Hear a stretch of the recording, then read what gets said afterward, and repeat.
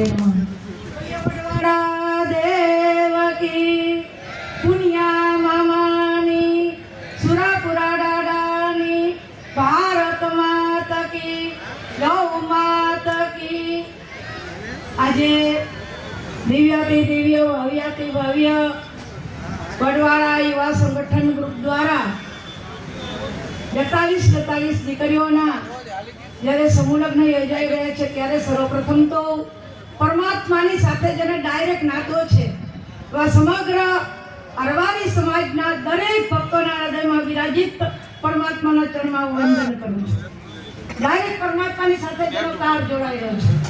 બીજું, મારા રાઘવેન્દ્ર સરકારની કૃપાથી એ વડલાનું દાંતણ વાવ્યું અને દીકરીઓ દૂધ પાઈ અને વડવાડા દૂધરાઈ કે દૂધરાઈ ધામ પડ્યું હોય એ વડવાડા દેવનો અમીરાસ મોતીડા જેમાંથી વરસતા હોય એ આ સમાજ છે।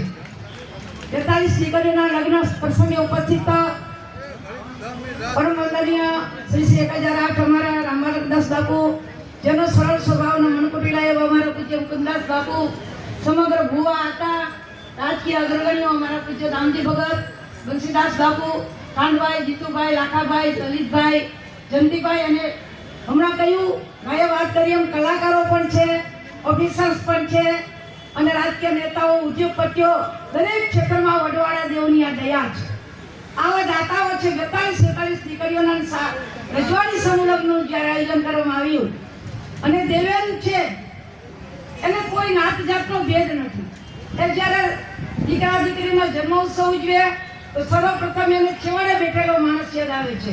તો જે દાતાઓ છે, જે દિલદારો છે એ બધાને ખૂબ ધન્યવાદ આપું છું।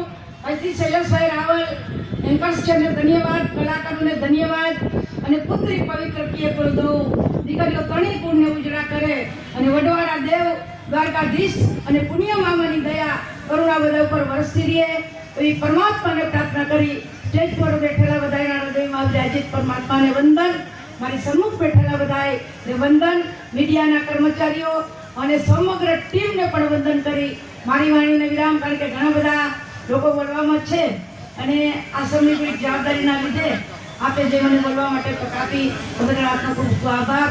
ફરી વખત ભુવા આચાર્ય સંતોને વંદન કરી મારી વાણીને